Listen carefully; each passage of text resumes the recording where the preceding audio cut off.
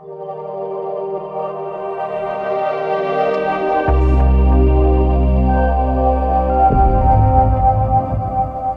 day to you, and welcome to another episode of the Leadershift Podcast.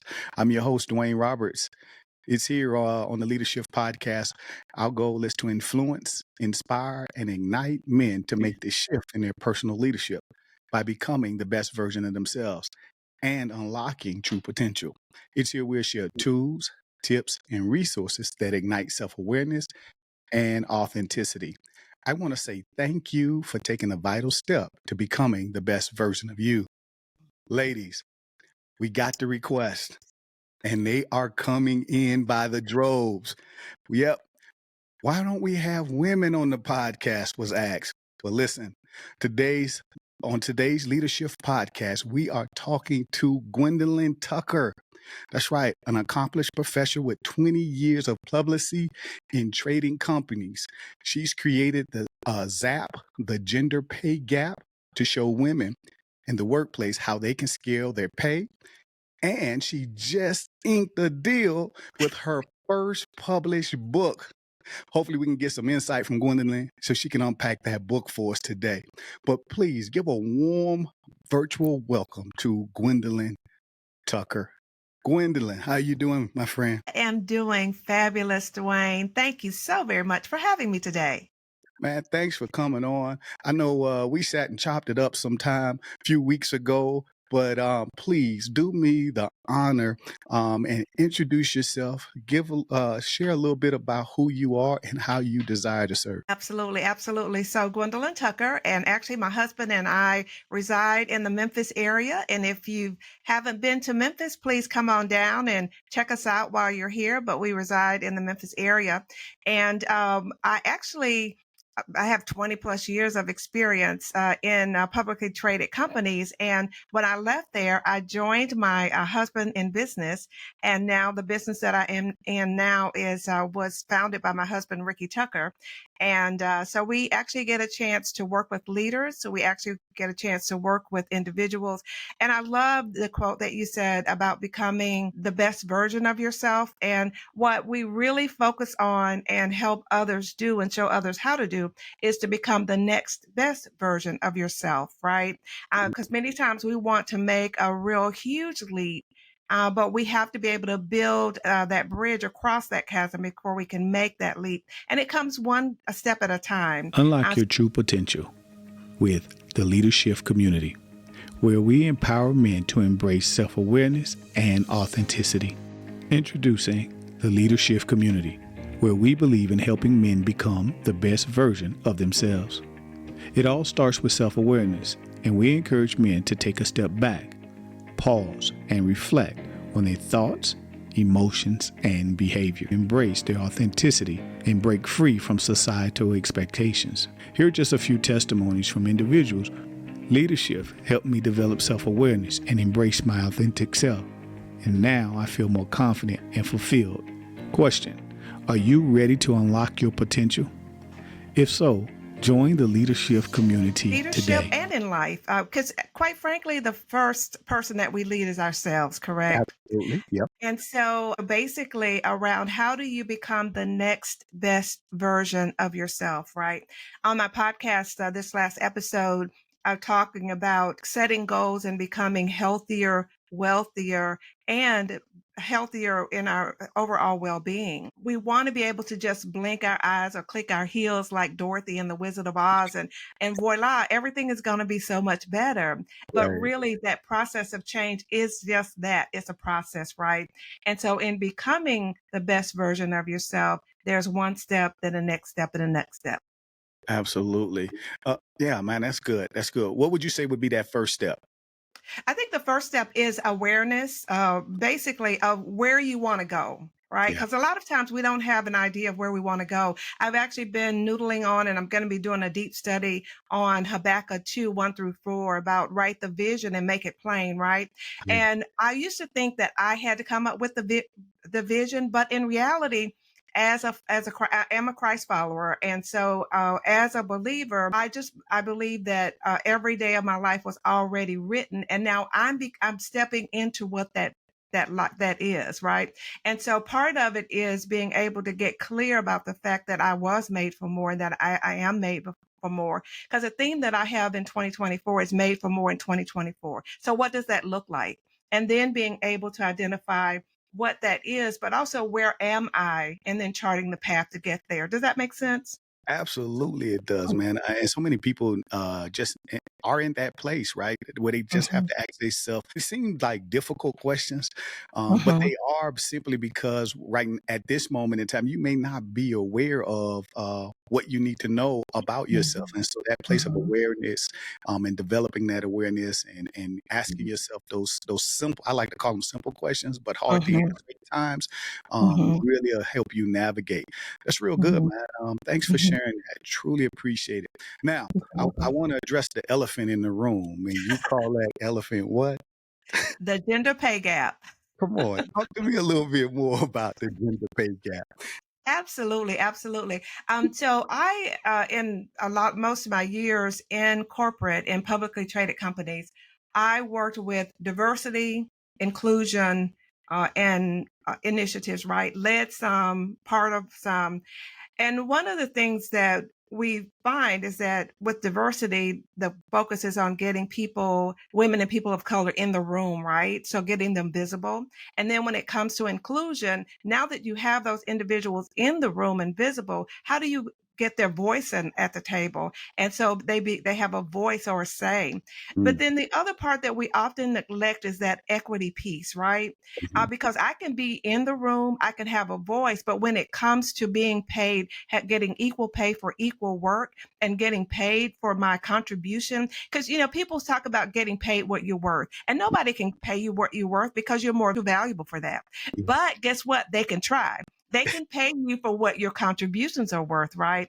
And mm, so what happens is when you look at the numbers, women and people of color really lag behind when it comes to that equity in pay, equity in promotions, and also those plum assignments that you get within the workplace, right?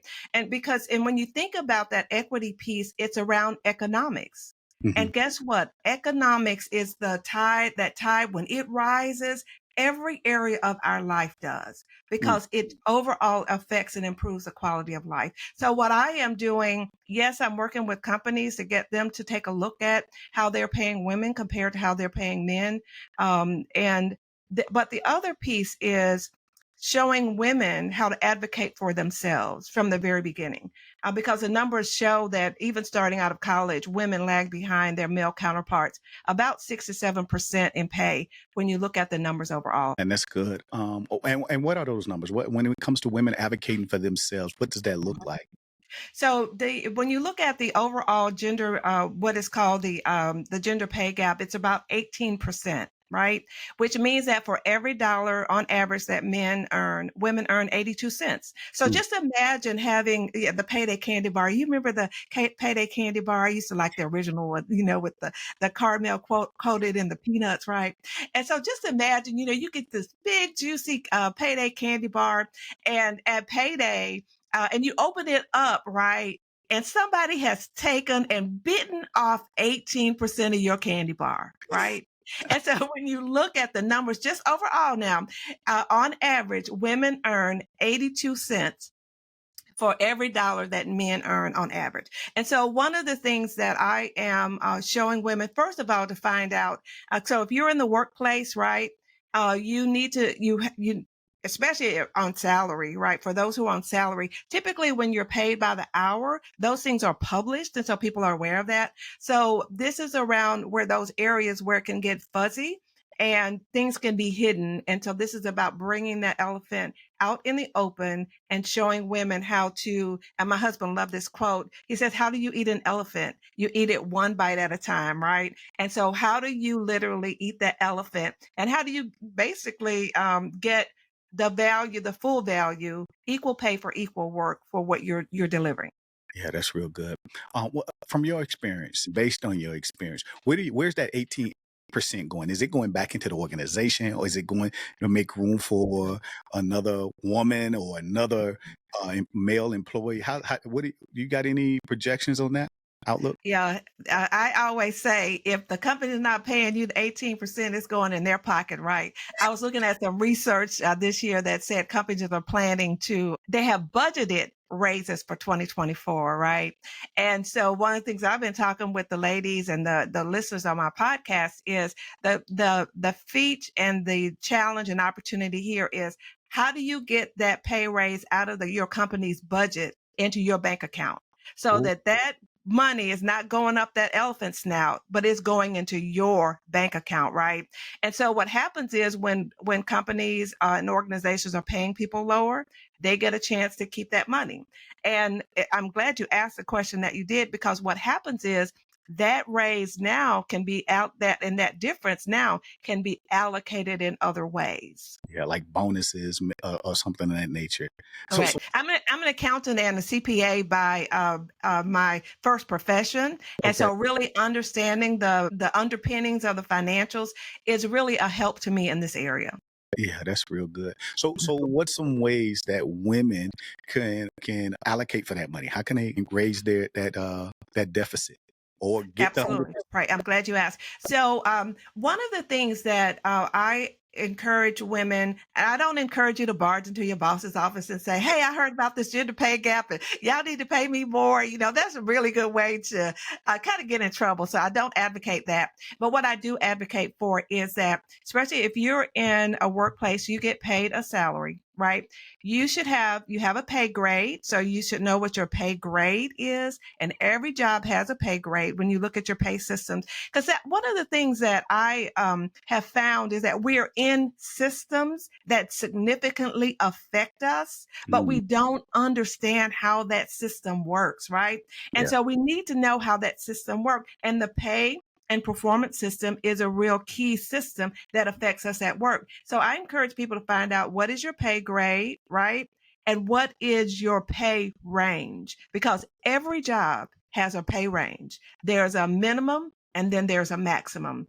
And I yeah. actually was just talking with a young lady the other day. She's been on her job for about a number of years, about more than 5 years. She's been on her job, but she's in the lower part of her pay range, right?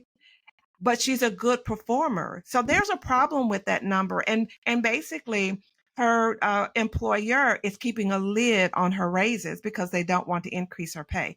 So I go ahead. I see you have a Oh, question, Dwayne. finish that statement. Well, and so what I encourage women to look at three things.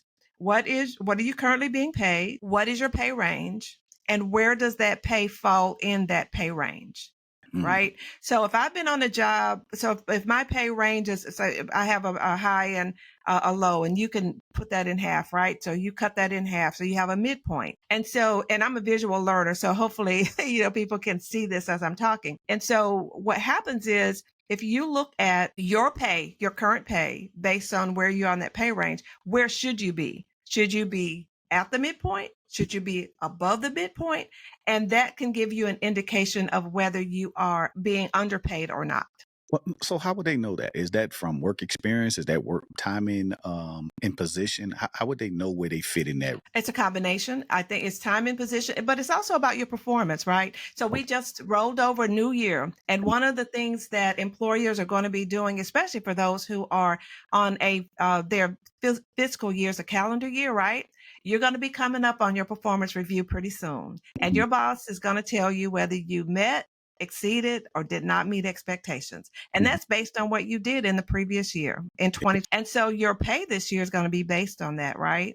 And so you should be able to get an idea of, based on your contribution, where should you be in that range? So is there so is you said there's a minimum and there's an average. How do can they maximize on that? Like what's some Mhm. recommendations to maximize on that increase? Mhm. So one of the things that I do is that, employers pay you not based on how you feel you did, but on the facts of how you actually did. Yeah. And so when those numbers are more objective, when I can count, this is what I did, this is how I added value, this is the time I saved, this is how I pleased and met our customer experience. So in every job, there are some expectations and goals related to every single job. And you need to know based on how did you perform. And it should not be a surprise because we should be talking to our bosses all year long. And if our boss is not coming to us, we need to be going to them. Yeah, it almost sounds like you definitely have to have a goal when going into these career fields, knowing exactly what you want, but not only knowing exactly what you want, but exactly what you bring to the table. Simply because Correct. you're smart, goal oriented. Because you said it had to be specific. It has to be measurable. You have to bring that quantifying evidence to the table to really see that increase or value that you bring to the organization, so you can get that 100. No, because one of the things that really shocked me, I have a degree in accounting, as I mentioned, and was a CPA. I was an auditor, and when I started looking at the pay gap for those in my profession, it wasn't 82%. It was actually more like 70%. So it was a larger gap, which really caused me to kind of dig into this and to say, hey, we have some disparities here, and we need to be able to close these gaps. So let's transition, and I want to know more about erasing the isms. Oh, okay. Yes. It's really interesting that you say that because part of how we got here and on the gender pay gap is sexism and racism. Okay.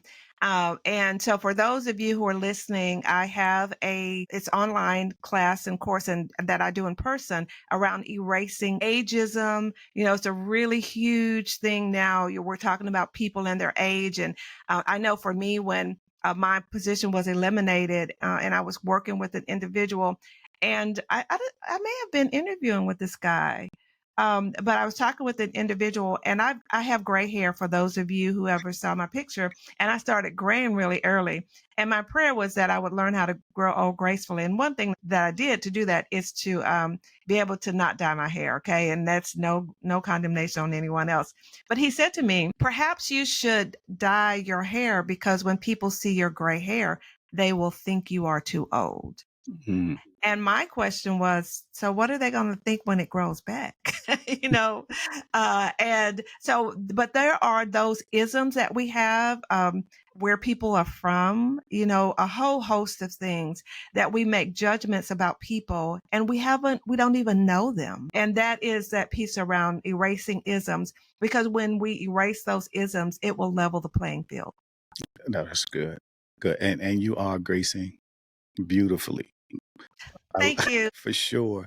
All right. So here we go. Let's transition, make one more transition here. Creating leaders who lead. Let's unpack this perspective. Absolutely.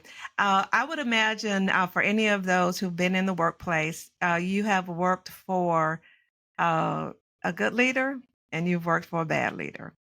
So just because you're in a leadership position doesn't mean that you're a leader. It Mm, just means you're in a leadership position. And so my focus here is on equipping leaders. And oftentimes, too, great individual contributors are promoted into a supervisory position without any support. mm, And so now you're practicing, right? And you can cause a lot of damage, mhm. right? And so my goal, which is the focus of the book that I'm working on and that will be published soon, is to how to equip new leaders in their role so that they can ramp up the learning curve and be able to make an impact and develop and become leaders who actually lead and not just a leader in name only. So how do we equip leaders to lead? What's one or two ways? Yeah, sure. Actually, a great question. There are three career stallers and stoppers for leaders. One is the inability to build a team. Okay. Mm, The second one is the inability to adapt to differences. And the third is the inability to get results. Oftentimes, leaders know how to work, but they don't know how to get work done through others.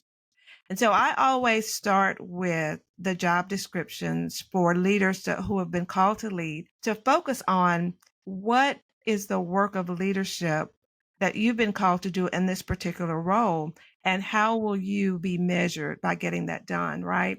I love and I really thank you for the flight assessment that you actually had attached to the invite, I was able to complete that flight assessment. And one of the focuses for me this year is on extreme execution, right? So my word for this year is execute. And so I really think that, first of all, leaders need to identify what have they been called to do, what are the strengths they're bringing to the table, but where are the gaps? Hmm. And so, what do you need to do to strengthen your strengths and close the gaps? Yeah, that's good. And thank you for that. The flight assessment, phenomenal tool. I'm not sure if you're familiar with the disc behavior tool, Yes. but it is a replica of the disc behavior tool Mhm. created by Eric Thomas and his team. The flight assessment that kind of help us better understand how we show up in the workplace or how we show up in the world. How do we handle problems? How do we interact with people? How do we pace our environment to include how we handle processes and systems? I think I heard the title. Share a little bit more with me with the book. Yes, absolutely. I got picked up by a publisher, and actually, I'm going to be working with a team tomorrow. So I'm so excited. But it is on leadership, and it's about what to do when a leadership position finds you, right? Because I know for me in my career, I had heads down, bottoms up, just going on, doing my work and not really looking for the next opportunity, but focusing on how to be the best version of myself. You're using your term, the best version of myself where I was. And so I got tapped on the shoulder, right? And I was quite intimidated. And I also realized, though, that I had some very good support. And so those leaders and who supported me provided a safety net.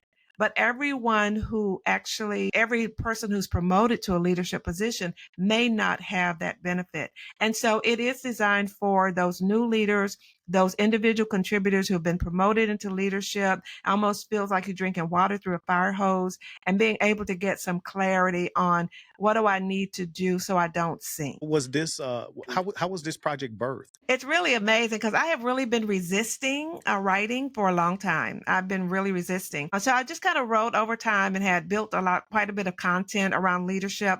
And actually, I have my website, Leader Who Leads, right? And I do get a significant amount of traffic there every month. And I recall someone asking me after looking at the site, they said, "Have you put any of this in a book?" And I was like, no, no, no. Because quite frankly, I was like, oh, I don't know if anybody would really benefit from this, right?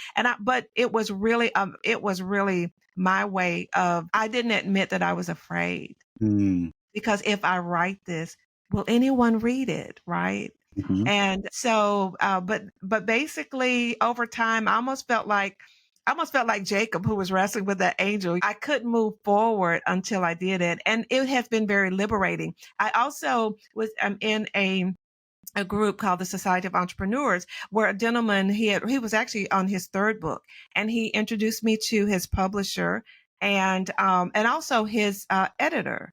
So that has also made it easier too. And then just being encouraged from the publisher and the editor that it is a worthwhile project and a worthwhile book to write, I love and that. that I'm the one to write it. Yeah, absolutely. It's in you. Here's an interesting backstory, just from my perspective. 2 years ago, I started writing a book, but I Mm, didn't finish it because I didn't have the discipline, right? mm, And I mhm. can kind of hear God saying, "Hey, you need to write the book." And I got a good friend who's going on his third book, right? Oh, wow. He Uh-huh. just finished up his second book a few months back. And I was like, Jay, bro, I'm not going to let you write the third book before I get my first book out, right? Just put my foot in my mouth at this point. And the man said to me, "Say, well, D, you better get to writing that first book because my third one is on the way. It'll be released first quarter." And I was like, bro, come on. You could have gave me a heads up on that one, right? Nowhere near ready. But here it was for me. I told myself, I just did the hard work, kind of doing a reflection boy in my life, wanting Mhm, to get to the next level, developing the awareness. Who do I need to become? What do I need to do mhm, to make this happen? And lo and behold, I started rewriting the book, but forgot I had started writing 2 years mhm, prior. So I go to mhm, see the manuscript, and I titled it the same as I did 2 years ago, and the old manuscript popped up. Gwendolyn, I can't make this up. Everything I had wrote within the Wow. first I wrote 2 years ago was word Wow. for word. Wow. So to my point is you have the book in you.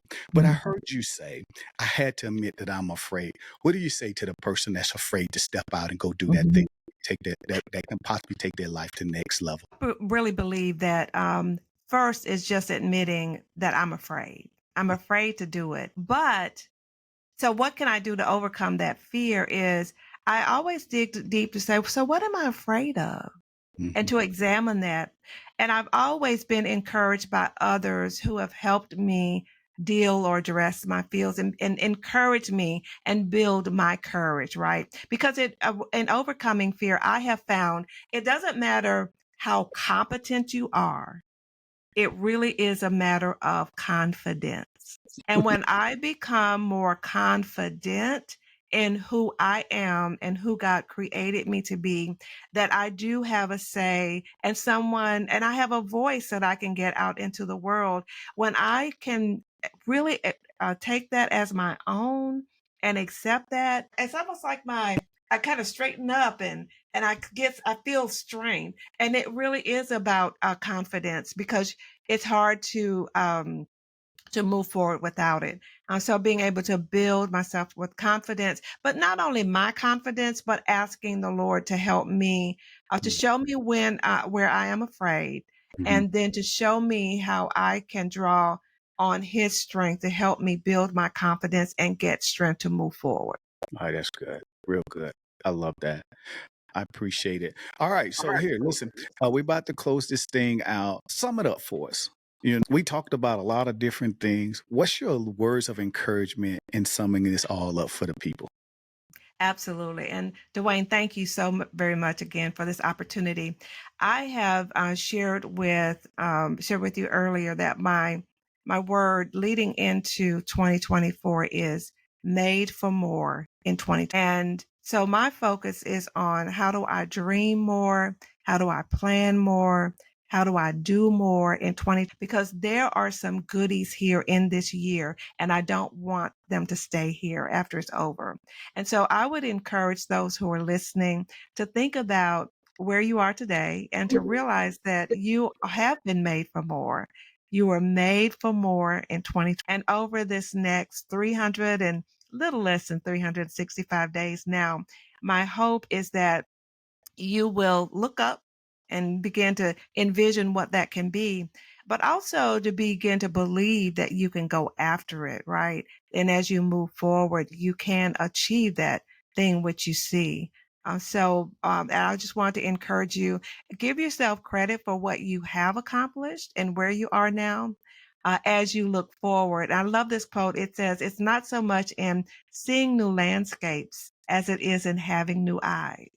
And so my hope and prayer is that you will have new eyes about who you were created to be.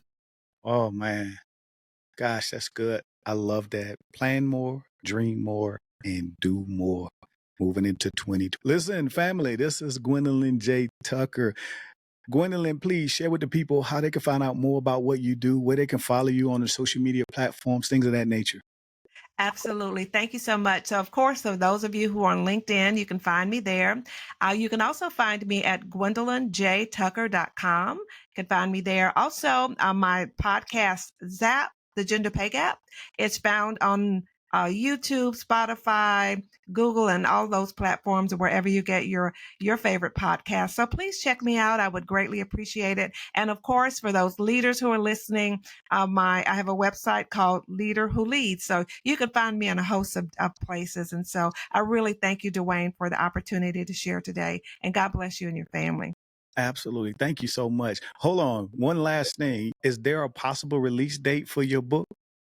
We haven't said it yet. So, Oh, but once I find out, I will definitely let you know. I'm thinking that it may be the second quarter, but I'm not sure yet. We'll talk more about the timeline tomorrow when I get with the publisher. got you. Understood.